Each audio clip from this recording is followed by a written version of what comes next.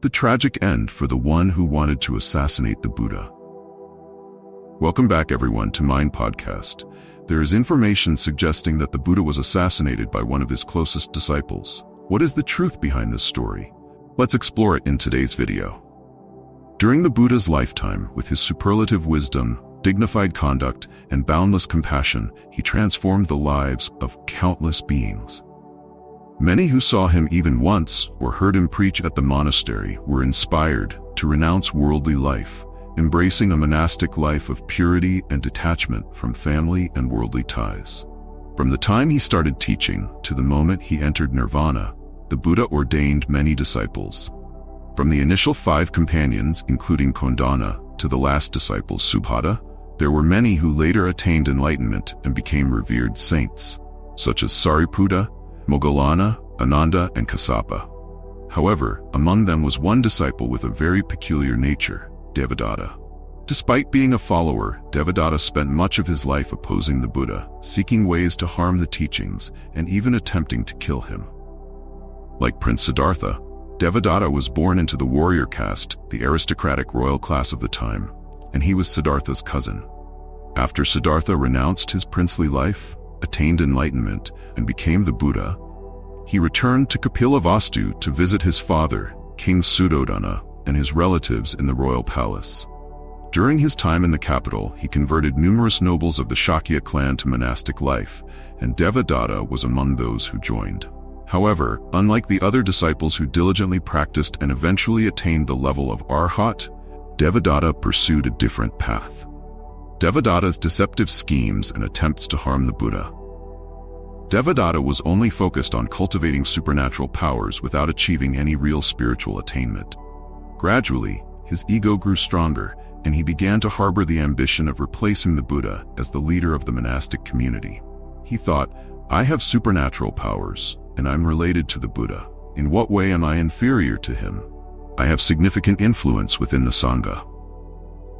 Driven by these thoughts, he resolved to take over the Buddha's position. With this in mind, he attempted various malicious acts to harm the Buddha and the Sangha. Specifically, Devadatta tried 3 times to harm the Buddha. 1. First attempt, releasing an intoxicated elephant. Devadatta conspired with King Ajatashatru to release a furious elephant to attack the Buddha. One day, when the Buddha and his disciples went on alms rounds to the city of Rajgir, Devadatta had a fierce elephant intoxicated with alcohol and released it. As the Buddha and the monks were walking into the city, the elephant charged toward them, trumpeting furiously. Devadatta and King Ajatashatru were confident that this time the Buddha and his disciples would be trampled to death by the rampaging elephant. However, something miraculous happened. When the elephant neared the Buddha, it sensed his compassionate presence and knelt at his feet in submission. The plan of Devadatta and King Ajatashatru failed. 2. Second attempt. Rolling a boulder to harm the Buddha. Unrelenting after the first failure, Devadatta devised another plan to harm the Buddha. One day, while the Buddha was on his way down from Vulture Peak after collecting alms, Devadatta climbed to the top of the mountain and prepared to push a large boulder down to crush the Buddha. He carefully timed his actions, waiting for the Buddha to pass a particular spot. However, the earth deities intervened, causing a protrusion in the mountain to deflect the boulder. A small fragment of the stone flew off and struck the Buddha's foot, causing it to bleed. Number 3.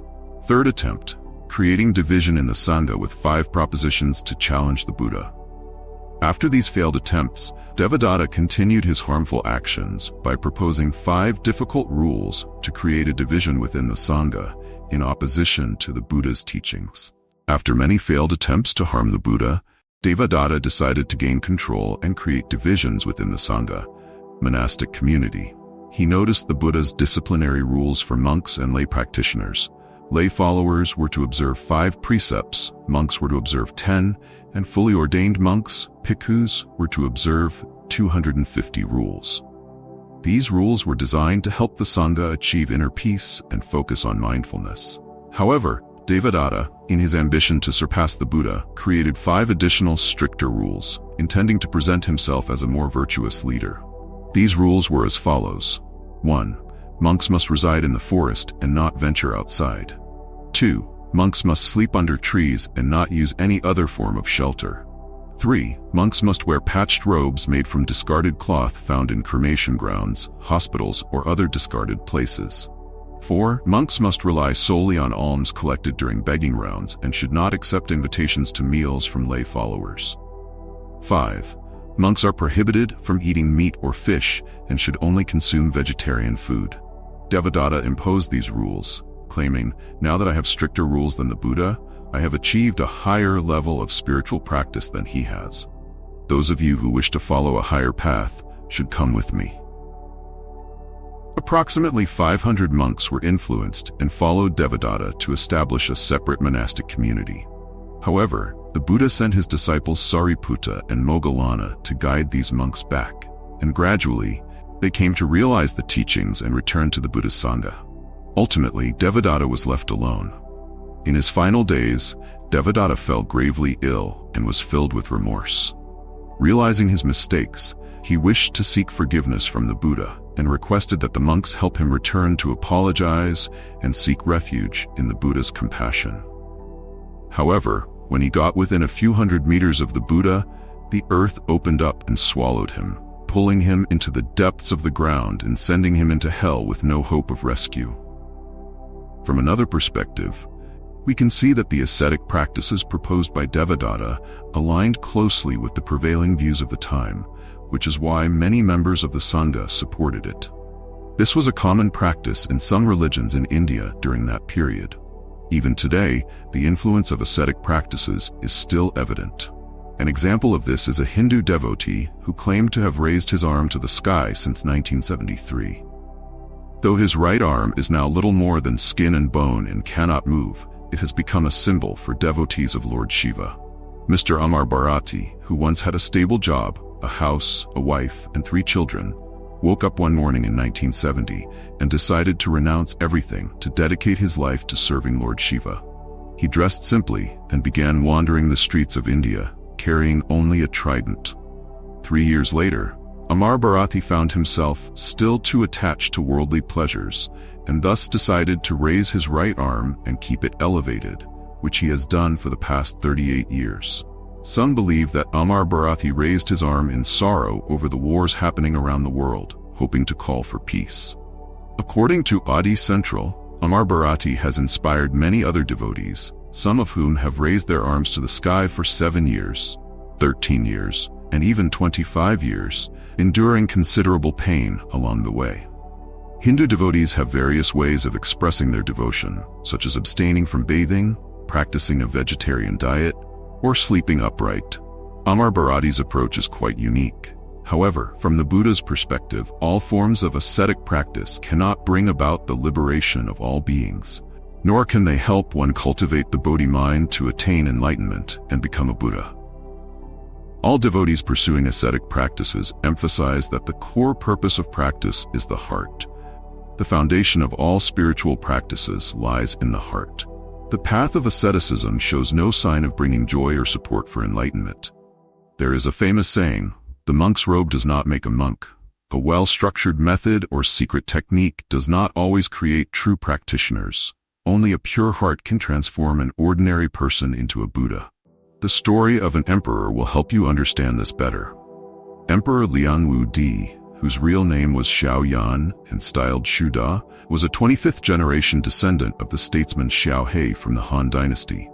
He was the only emperor who enjoyed living as a monk, maintaining a vegetarian diet and avoiding worldly desires. In the year 527, the Zen patriarch Bodhidharma traveled by sea from India to the southern seas. Emperor Liang Wu Di, who greatly admired him, sent an envoy to invite Bodhidharma to the capital, Jinling, to teach the Dharma. When he met Bodhidharma, Emperor Liang Wu Di, feeling pleased, asked, "Since ascending the throne, I have built many temples, ordained numerous monks, printed sutras, and performed good deeds without rest. What merit have I gained from this?" Bodhidharma replied, "None." This answer was like cold water splashed on Emperor Wu Di's face, prompting him to ask, "Why?"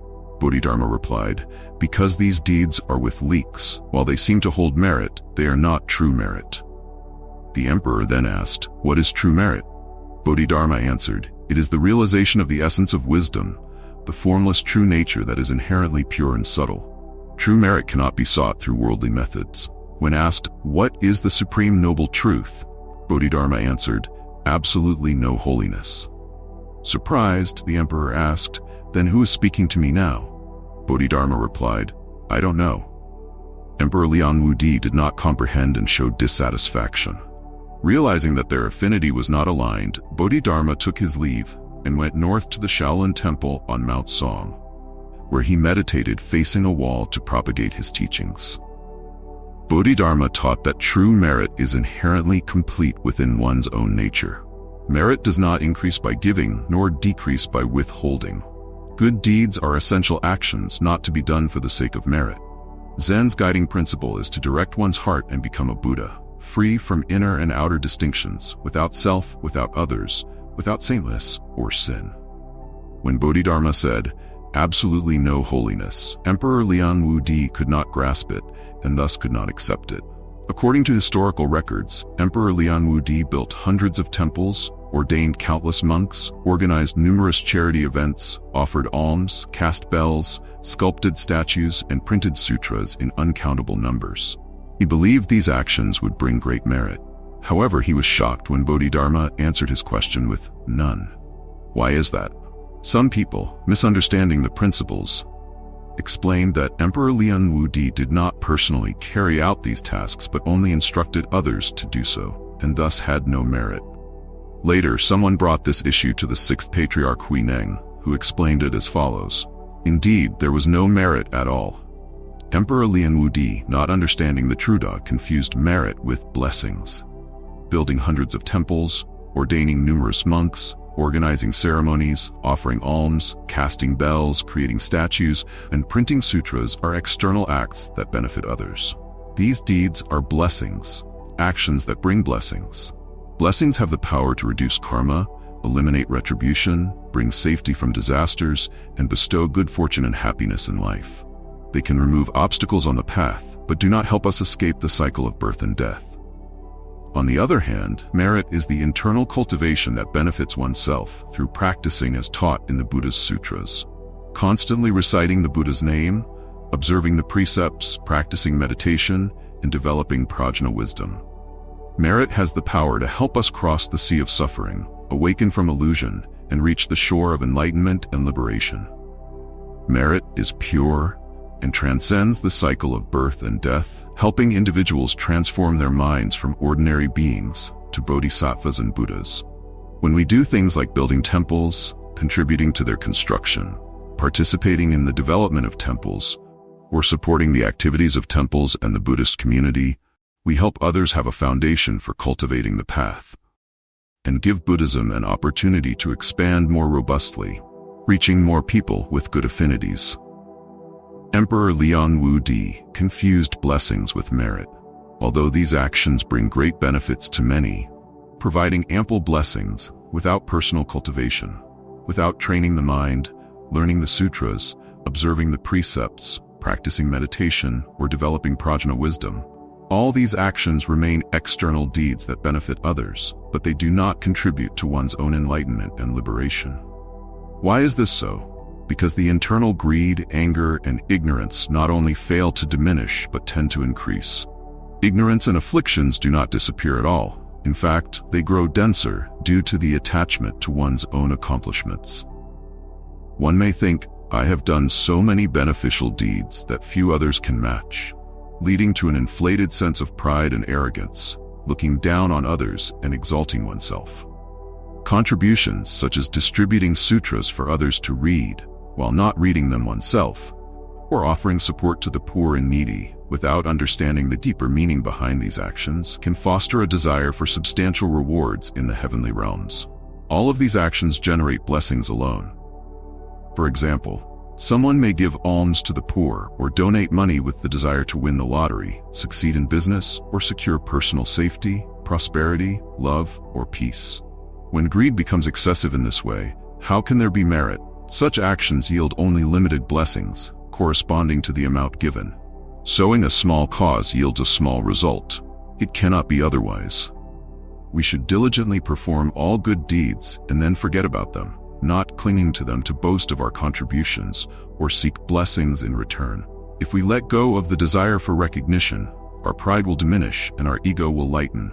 Then our actions benefit both others and ourselves, bringing blessings and merit. Thus, to cultivate true virtue, the first step is to maintain a pure mind. We can conclude that Devadatta symbolizes the inner demon within each of us, representing the greed, anger, and ignorance of all sentient beings. In the Jataka tales, many accounts mention the enmity between the Buddha and Devadatta. Whenever the Bodhisattva Siddhartha manifested in life to teach and transform others, Devadatta would follow him, seeking ways to harm him. When the Bodhisattva appeared as a noble king, Devadatta would appear as a hunter. When the Bodhisattva manifested as a wise and compassionate merchant, Devadatta would take on the role of a malicious and deceitful traitor. From this, we can see that it was not only in this lifetime, but over countless past lives, that Devadatta persistently followed the Buddha to try and sabotage him. However, due to the Buddha's boundless compassion, even though Devadatta committed numerous misdeeds, he was ultimately forgiven by the Buddha and was prophesied to attain Buddhahood after repaying his karmic debts in hell and cultivating the path to enlightenment. Generally, in the Theravada scriptures, Devadatta is depicted as a malevolent person who committed numerous transgressions. Conversely, in the Mahayana scriptures, Devadatta is portrayed as a bodhisattva who practiced opposing practices, meaning he undertook actions that hindered the spiritual cultivation of others. By following and practicing these opposing practices, Devadatta enabled the Bodhisattva Siddhartha to cultivate patience and endurance. Through fully practicing these 35 virtues, the Bodhisattva was able to achieve enlightenment and become a Buddha. The Buddha never regarded Devadatta as an enemy. Instead, he saw him as his greatest spiritual benefactor. Without Devadatta, the Buddha might not have been able to so readily attain the fruit of enlightenment. The image of Devadatta symbolizes adversity, the difficulties in daily life, and on the path of learning and practicing Buddhism. People must know how to overcome adversity and challenges in order to grow. For practitioners, overcoming difficulties is essential to achieving liberation. We need to understand that human wisdom matures in silence, while character matures in the storm. An airplane takes off against the wind, or a ship in the harbor is safe, but ships are built to brave the sea and face powerful waves. These sayings encourage us to view adversity as an opportunity to rise above. Life's storms may knock us down, but after every fall, we must stand up and continue forward. If we shrink back or retreat in the face of difficulty, we will never achieve results on the path of spiritual cultivation. The image of Devadatta represents the hardships and trials, while the image of the Buddha represents one who has overcome these challenges. We must follow the Buddha's example to find peace, joy, and strength on the path to enlightenment. There will be people who bear malice and seek to harm us, people who insult and humiliate us, even people who physically harm us or wish for our demise. How should we respond to them? If someone strikes us and we strike back, does that solve anything? As the Buddha taught in the Dhammapada, hatred is never appeased by hatred in this world. Only by love is it appeased. This is an eternal law. Indeed, repaying hatred with hatred only piles resentment higher like a mountain. In contrast, using compassion to transform hatred causes resentment to dissolve naturally. A true practitioner of Buddhism must know how to nurture compassion. It is easy to show love to those who love us, but to cultivate compassion for those who dislike us is the real challenge. Yet, accomplishing the difficult task is what defines a genuine practitioner. Moreover, we should develop a sense of pity for those who harm us, for they may suffer painful retribution in the future. We should vow to use various means to help guide them, and as we gradually cultivate compassion, resentments will lessen. Over time, they may become good friends and virtuous companions. Devadatta himself is a vivid lesson for future generations. We must examine ourselves to avoid his path, neglecting internal transformation and instead seeking supernatural powers, craving fame, and wanting to lead the monastic community. He allowed pride, arrogance, jealousy, and anger to dominate him, causing him to make mistakes. Though he lived within the Dharma, he failed to taste its sweetness. Though he lived in liberation, he generated new attachments, resulting in painful consequences. We must take him as a cautionary example and strive not to repeat his mistakes. We should focus on cultivating and transforming our inner selves, learn to control our thoughts, and not let negative intentions arise. Only then can we find peace and liberation on the path of spiritual practice.